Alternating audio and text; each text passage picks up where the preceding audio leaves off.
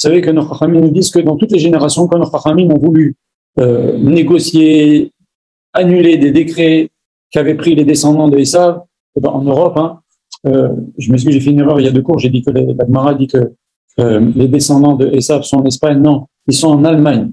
Regardez la Gemara ce qu'elle dit. Les descendants d'Esav ont atterri en Allemagne. Après, ils sont répartis dans toute l'Europe, en Espagne, au Portugal. On a vu le mal qu'ils ont fait après. En tous les cas, nos Chachamim, à chaque fois qu'ils avaient des négociations à faire avec les descendants d'Esav pour annuler des décrets, pour les amalgamer, ils relisaient la rencontre entre Yaakov et Esav pour prendre des idées de la conduite de Yaakov. Et donc on va parler de ça maintenant dans notre paracha. Alors, entre parenthèses, on dit que ce passage-là de la rencontre entre Yaakov et Esav, tout ce passage, début de la paracha, jusqu'au moment où Yaakov dit à Esav, vas-y, avant je te rejoins, il dit que c'est une ségoula pour la parnassa. D'ailleurs, on dit aussi que au moment où Yaakov a dit à Esav, vas-y, pars, ça ressemble à quoi? Ça ressemble à Neila et Shmini Atzeret, c'est-à-dire, il y a la confrontation avec les accusateurs, mais Neila et Shmini Atzeret, on est seul avec le Kadosh Baruch Hu. Yaakov a réussi à se débarrasser de ça. Pour ceux qui veulent voir le cours que j'ai donné à la nuit de Shana Rabbah, il parle beaucoup de ça. Ou alors il court aussi qui parle de Neila. Voilà. Alors maintenant, nos Chachamim nous disent, donc justement, on prend l'exemple de Yaakov, la façon dont Yaakov s'est préparé devant Esav. Et nos Chachamim nous disent on voit dans le texte, que Yaakov s'est préparé à 3 choses, c'est bien connu, les cadeaux, la prière et le combat. Maintenant, les cadeaux, il faut savoir, c'est simple, ça rapproche les cœurs. Même un verre d'eau, quelqu'un qui a très soif, qui nous demande un verre d'eau, on le dépanne, on lui donne de l'eau, et ben, après, il sera gentil avec nous. Il a de la reconnaissance, ça rapproche les cœurs. Les Chachamim nous disent, Gedola, Legima, chez Mekarev et Alevavot.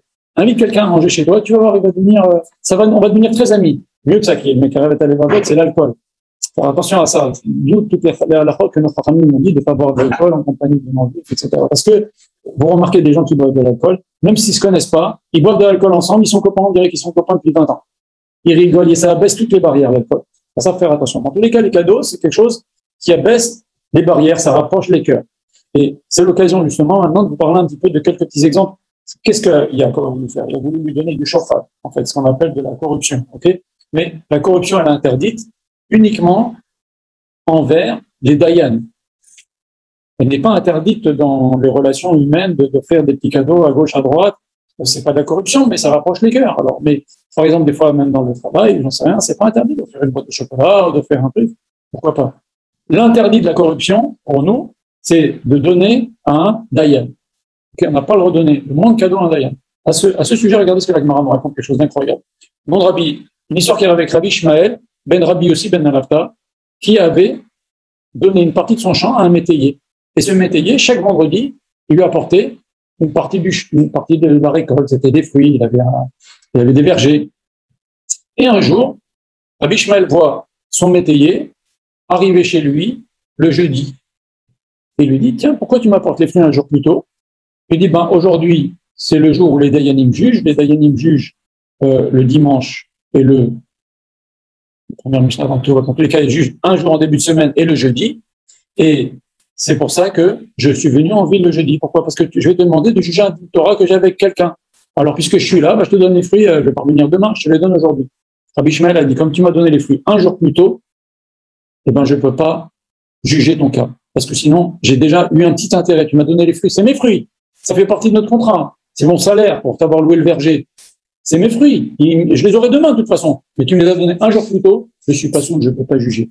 La Gemara nous raconte que Rabbi Ishmael, il passait près du Beddin, il entendait son métayer discuter devant les Dayanim, et Rabbi Ishmael, dans sa tête, il disait, mon métayer, j'espère qu'il va dire ci, et qu'il va dire ça. Il essayait dans sa tête de trouver des arguments, il ne pouvait pas le dire, il était à l'extérieur, mais il disait, j'espère que mon métayer va trouver les bons arguments pour se défendre. Parce qu'il cherchait encore son bien. Pourquoi? Parce qu'il a reçu des fruits qui revenaient de toute façon un jour plus tôt. Regardez comme c'est fin. Regardez même jusqu'où ça va.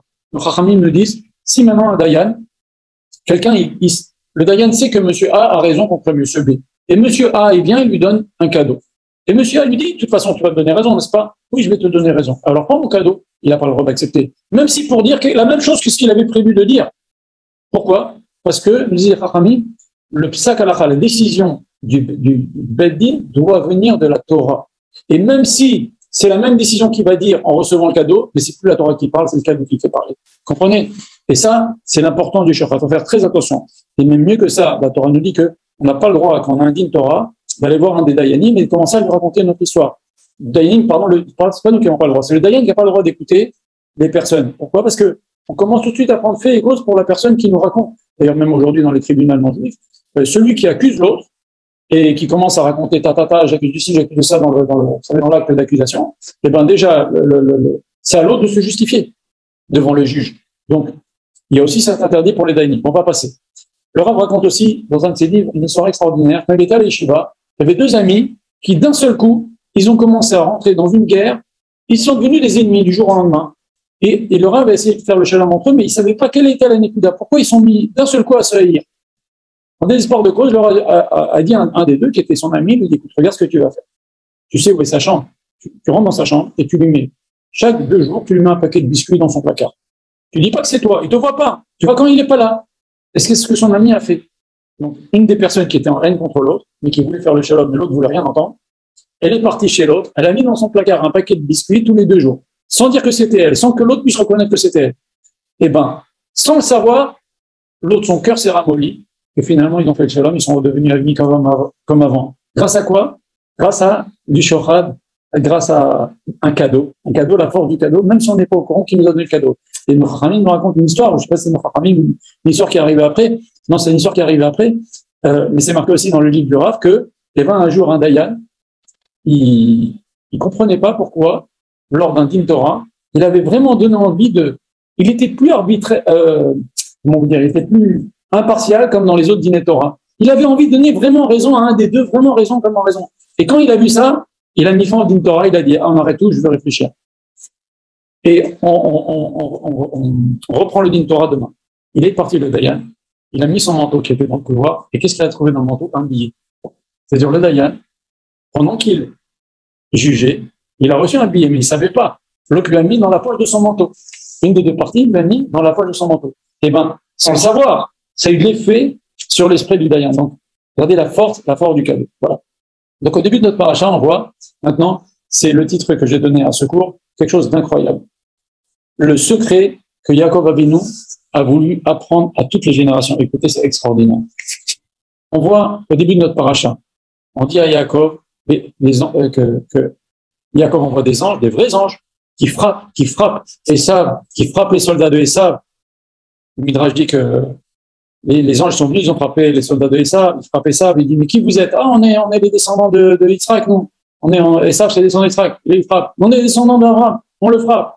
Notre chef Esav, c'est le frère de Yaakov. Ah, vous êtes partis de chez nous, alors on vous fait rien. Ils ont voulu les anges leur faire comprendre que, attention, c'est Yaakov qui m'a envoyé, on a des anges, on peut vous frapper. Mais malgré cela, Yaakov, il a eu peur. Il a eu peur, nos Chachamim disent, malgré les promesses d'Akadosh Baruch Hu. Akadosh Baruch Hu a fait une promesse de l'échelle, et à un moment de partir, Akadosh Baruch Hu lui dit, rentre, tu peux rentrer, je vais être avec toi, ne t'inquiète pas. Et malgré cela, Yaakov Avinu, a eu peur, pourquoi? Shema Igrom Machet. Il a dit, peut-être qu'on a fait une petite avéra quelque part, quelqu'un dans ma famille qui fait que je mérite plus d'être protégé par Akadosh Baruch Hu. Alors, Yaakov a eu peur. Il a dit, il faut que j'utilise le stratagème. On a dit tout à l'heure, les cadeaux, la prière et le combat. Mais maintenant, Yaakov, il voit, Esav va arriver avec 400 soldats. Ok? Ça fait 22 ans qu'Esav veut tuer Yaakov. Quand Israël et Rivka ont dit à Yaakov pas, c'est parce que attends que la colère de ton frère se passe. Donc maintenant, Esav, on va le voir. D'ailleurs, Yaakov a fait une erreur. Il a envoyé ses gens, les Chachamim. Quand tu veux traverser une route et il y a un chien devant la route, tu vas pas tirer l'oreille du chien pour dire est-ce que je peux passer? Tu passes. Donc maintenant, il a voulu clarifier les relations qu'il y avait entre eux. Il a fait son choix. Mais maintenant qu'Esav, ça fait 22 ans qu'il veut tuer Yaakov, il va enfin pouvoir tuer Yaakov qui lui a pris ses bénédictions, et il attendait que ça, il respectait les bénédictions de son père, respectait son père.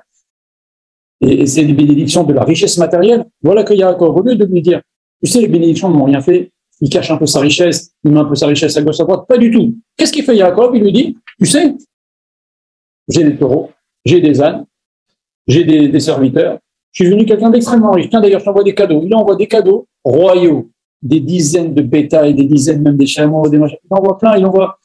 Mais, et exprès, nos familles nous disent, il a mis un revar, donne un espace entre le premier cadeau et le deuxième cadeau pour bien rassasier les yeux du rachat. Tiens, Yaakov, il a une attitude, on dirait qu'il veut l'Aïnara, il veut que Esav lui mette l'Aïnara. Il va chez Esav, il dit, tu sais, les bénédictions que je t'ai piquées, elles ont super bien marché, je suis devenu super riche. Regarde les richesses que j'ai. Si tu veux la Inara, tu veux qu'il jalouse encore plus, qu'il ait encore plus envie de te tuer, tu veux quoi, Yaakov? C'est ça la question qu'on peut se poser. Elle est étrange, la conduite de Yaakov. On dirait qu'il veut attiser la jalousie en lui disant, tu sais, les brachot, que je t'ai volées, entre guillemets, hein, eh ben, elles ont super bien marché. Je suis devenu quelqu'un de super milliardaire. C'est étrange comme conduite.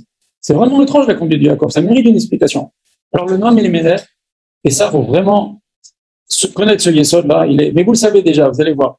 Il explique la conduite de Yaakov ainsi.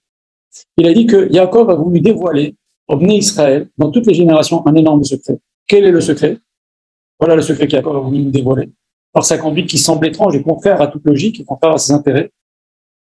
Yaakov a voulu nous dévoiler qu'il y a une impureté dans l'argent qui fait que les êtres humains sont attirés et intéressés par les personnes qui ont de l'argent.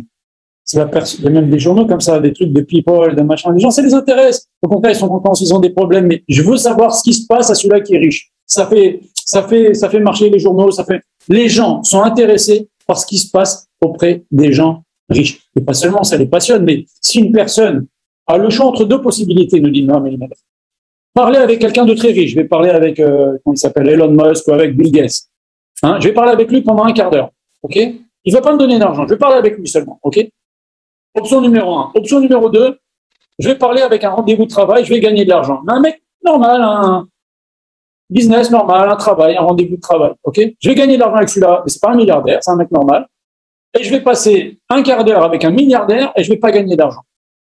L'homme préférera toujours passer un quart d'heure avec un milliardaire, même si ça lui rapporte rien. Pourquoi? Il y a une attirance. Il y a une attirance de l'argent. Et ça, Yaakov a voulu nous montrer ce secret. Avec les descendants de Esav, si vous voulez les amanouer, montrez-leur que vous avez de l'argent. Ils seront absolument à votre botte. Et c'est pour ça que notre Ramim, à chaque fois, il lisait la paracha de la rencontre de Yaakov et d'Esav pour nous comprendre la chorma qu'a fait Yaakov de nous montrer, car il le savait, que Esav, malgré toute la haine, au lieu d'être jaloux que Yaakov lui montre ses richesses, il dit, oh là là, je vais pouvoir parler avec quelqu'un de riche. Oh, je vais connaître quelqu'un de riche. Ça me flatte. Ça flatte mon ego. Je suis très content. Et comme ça, Yaakov l'a mis dans sa poche. C'est ça le secret que Yaakov a voulu nous dévoiler en faisant ce qu'il a fait, alors que c'est complètement, a priori, contre-productif. Et donc, il a pris le risque de recevoir le mauvais œil de Esav, de rendre Esav encore plus jaloux et d'attiser la haine de Esav, parce que les bénédictions, elles ont bien marché. Yaakov est devenu très riche. Mais il savait que la meilleure façon de calmer Esav et lui montrer qu'il était devenu milliardaire, et cela a rapproché Esav de lui. C'est quand même extraordinaire. Si on y réfléchit, c'est un risque énorme et ça a bien fonctionné. Voilà.